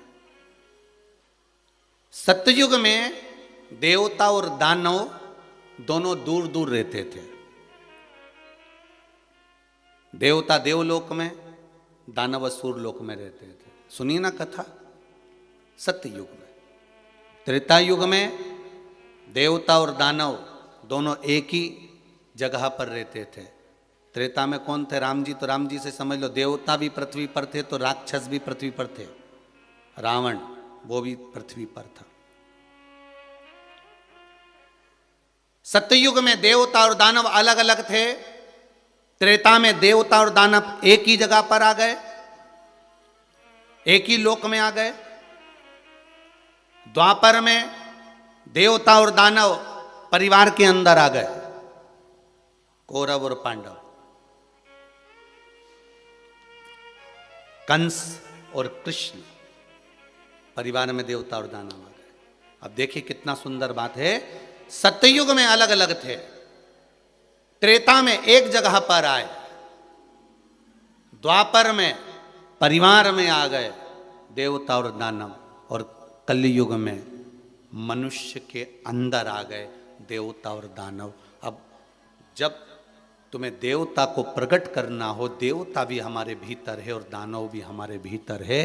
आप क्या प्रकट करना चाहते हो, आप क्या प्रगटाना चाहते हो, ये आपके ऊपर है।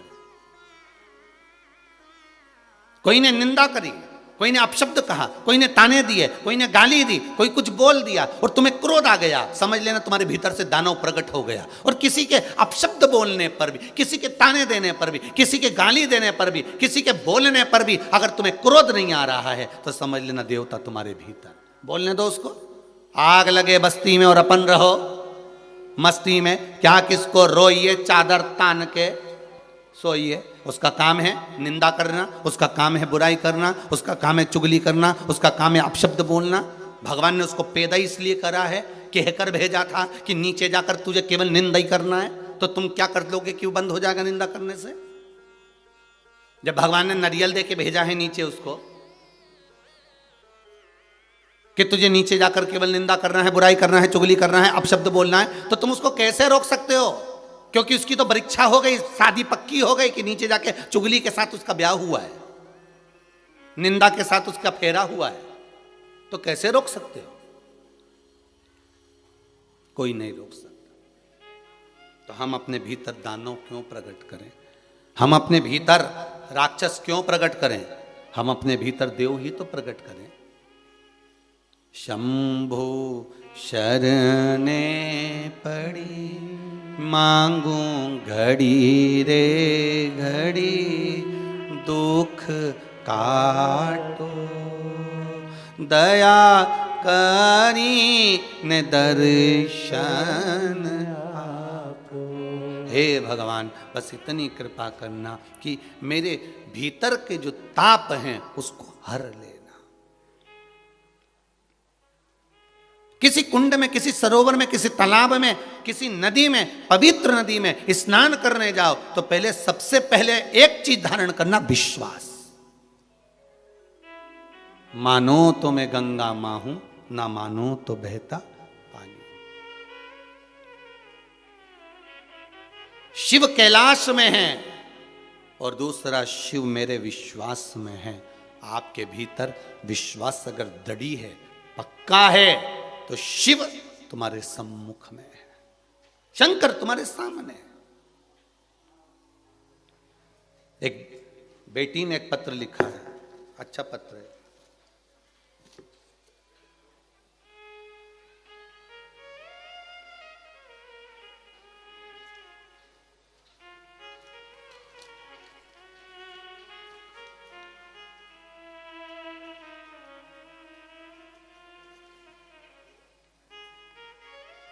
मैं साधना अग्रवाल, कन्नौज, जिला हरदा से हूं।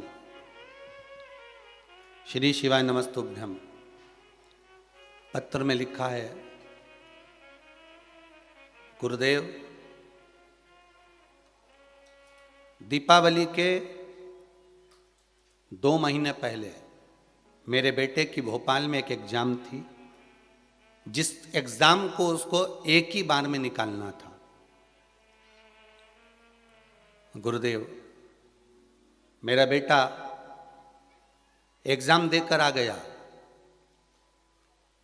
और पशुपति व्रत उसने चालू कर दिया।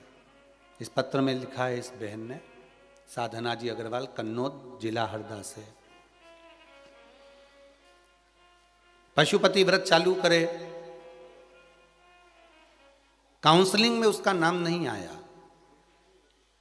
जब काउंसलिंग में नाम नहीं आया तो उसका मन उचिष्ट हो गया और उसने पशुपति व्रत को छोड़ने का मन में विचार कर लिया। पर मैंने, मेरे परिवार ने उसको फिर वापस कहा कि तू व्रत मत छोड़, व्रत तो कर, काउंसलिंग में नहीं आया तो नहीं आने दे, तू व्रत तो पूरे कर ले। शंकर के व्रत है, करने में क्या जा रहा है। जैसे ही तीसरा व्रत पूर्ण हुआ और उसका जो एग्जाम था, उस काउंसलिंग में उसका नाम वापिस आ गया और वो निकल गया। ये पत्र बोल रहा है, इस पत्र में वो लिख रही है, महाराज, जहां पर सब तरह से जीव हार जाता है, हम फिर कहेंगे पहले सारे जगत में घूमी आओ, संपूर्ण जगत में तुम्हारी जिससे जिससे पहचान है उसके हाथ पैर खूब जोड़ लो, मना नहीं है। पर आखिरी में फिर भटकना मती, शंकर का द्वार, मेरे शिवालय, जहाँ तुम्हारे घर के पास में जो शिव का शिवालय हो, उस शिवालय में चले जाना, उससे विनती करना, प्रार्थना करना, उससे दिल की बात कहना, हृदय की बात कहो।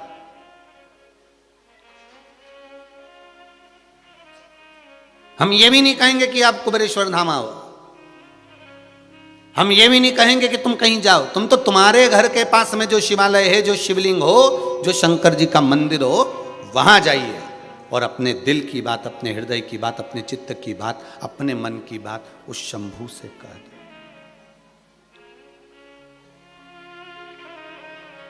उस शंभू से कह दो, भोलेनाथ दया करना, मैं तेरे भरोसे हूँ,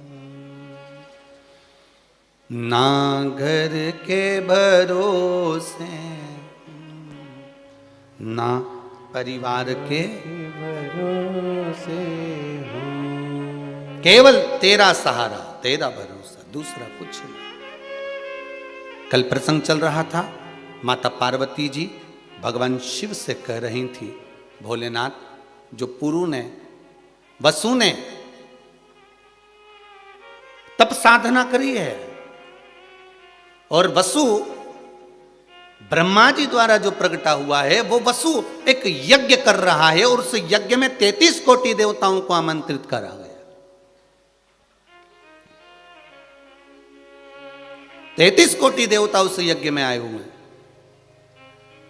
और उस यज्ञ में सब जा रहे हैं, हमको भी जाना चाहिए। शंकर भगवान ने कहा, बिल्कुल, अगर यज्ञ है, अनुष्ठान है, तो हम क्यों ना जाएंगे, हम भी चलेंगे, मना नहीं। पर शिव जी ने फिर वही प्रसंग माता पार्वती से कहा कि जाओ, यज्ञ में, अनुष्ठान में, भजन में, पूजन में, स्मरण में, तुम्हारी मर्जी पड़े जहां जाओ, पर विश्वास को रख कर जाना। अगर विश्वास नहीं है तो फिर ऐसे मंदिर जाने से, देवालय जाने से, पूजन करने से कोई फायदा नहीं। कई लोगों के मन में आता है, अब व्रत कर तो लिया है, अब देखेंगे भगवान कर देगा तो ठीक है। तो कोई ने डंडा मारा था कि व्रत करो? कि सियोर वाला महाराज कहने गया था तुम्हारे घर पे पीले चावल देने के लिए कि नहीं, तुम्हें तो ये करना ही पड़ेगा। कभी व्यासपीठ से ऐसा बोला कि तुम्हें करना ही पड़ेगा।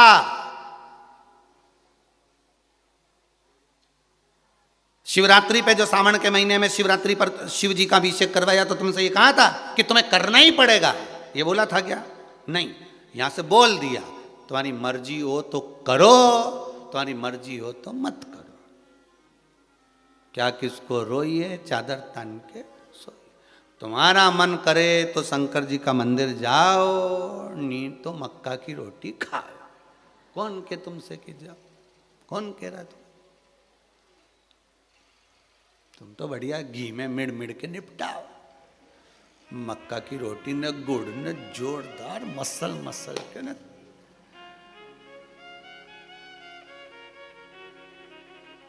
अभी कल की बात है, कोई कह रहा था, गुरुजी हमारे यहाँ पर गांव में, हमारे यहाँ राजस्थान में ऐसा नियम है कि हम मकर संक्रांति पे हमारा पूरा परिवार बैठ जाता है और बाजरा का खिचड़ा बनता है और मक्का की रोटी, न ज्वार की रोटी, न बाजरा की रोटी, और कम से कम इतना घी कि 1 पीपा घी पूरा वो रोटी में और वो खिचड़ा में खाना चाहिए, और गुड़। हमने कहा कहां से हो? तो क्या बीकानेर के पास से। हमने कहा बहुत बढ़िया, खूब जोरदार 1 पीपा घी। हमने कहा ये नियम किसने बनाया कि मक्का की रोटी के साथ में घी और गुड़ और सब खाना जरूरी है, खाओ। नियम बनाने वाले ने यह बनाया था कि संक्रांति पे जैसे घी की धार चले ऐसे भजन गाना जरूरी है, पर लोगों ने सुन लिया कि घी खाना जरूरी है। वो था भजन गाना जरूरी है।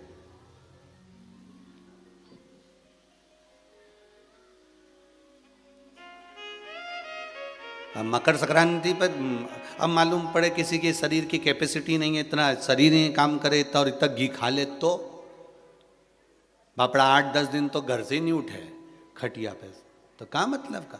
ये लिखा था मकर संक्रांति पे जैसे घी की धार चले ऐसे भजन गाना जरूरी है। लोगों ने सुन लिया कि 1 पीपा घी खाना जरूरी है। वो गलती से सुन लिया, गड़बड़ हो गया। महाराज भजन गाओ, स्मरण करो, जितना कर सकते हो विश्वास रख कर करो। महाराज विश्वास रख कर करोगे तो वो भजन का सुख मिल जाए, भजन का सुख मिल जाए। बस प्रभु की भक्ति में जितना जितना, शिव कह रहे हैं पार्वती वसु अगर यज्ञ करा रहे हैं और उस यज्ञ में आपको जाना है तो किसी यज्ञ में, किसी अनुष्ठान में, किसी देवालय में, किसी तीर्थ में, किसी कुंड में, किसी नदी पर, किसी सरोवर पर, किसी तालाब पर, किसी कूप पर, तब जाना जब तुम्हारे भीतर विश्वास जागृत हो जाए। और अगर विश्वास नहीं हो तो बिल्कुल मत जाना। हम बार बार आपसे कहते हैं, आपके मन में अच्छा लगे कि शिव महापुराण से कुछ सीखने को मिल रहा है तो शिव पुराण की कथा सुनो, नहीं तो रिमोट तुम्हारे हाथ में है, आस्था चैनल चेंज करो, दूसरा महाराज आ रहा होगा उसको सुनो। 1 मिनट की देरी मत करो। तुम तो तुम्हारे पास में बिल्कुल सिराने ही रखा, सोफा पे ही रखा है, कुर्सी के बाजू में ही धरा है रिमोट, कई कई के तो हाथ में ही होगा, बस निपटा तुरंत। तुम्हें लगे ना कि महाराज गड़बड़ कर रहा है, महाराज फालतू की बात बोल रहा है, तो रिमोट तुम्हारे हाथ में है, तुम तो दबाओ, ने दूसरा महाराज के सुनो। तुम्हें लगे किसी और वाला महाराज फालतू की बात बोले तो तुम तो तुरंत मोबाइल में चेंज। काहे को अपना फालतू का टाइम बर्बाद करो, नहीं यूट्यूब में, फेसबुक पे, तुम तो अपना इंस्टाग्राम चलाओ और तुम्हारा वजन बढ़ाओ। तुम काहे को माथा पच्ची करो, मतलब सी और वाला महाराज का चक्कर में पड़ा। पर विश्वास हो तो जैसे इन पत्रों में लिखा, विश्वास की गाथा इन पत्रों में जगह जगह इन पत्रों में वर्णन करी है, विश्वास की गाथा वर्णन करी है। महाराज देखो कितना सुंदर बात लिखा है। मेरे पति का 18 वर्ष से मिर्ची और मसाले का कोर्ट में केस चल रहा था। मेरी बहन जिसका नाम क्षमा की खबर आई, अब हम तो क्षमा को भी नहीं पहचानते रही, क्षमा की खबर आई कि 10 तारीख से कथा आएगी टीवी पे, आस्था चैनल पर सुनना।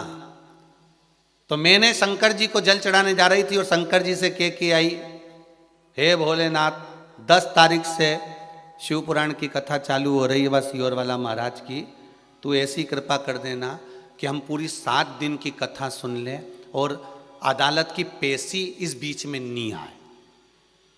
जब पत्र में रखा है, पत्र यहीं रहेंगे, तुम बाद में खूब खुश होके पढ़ लीजो।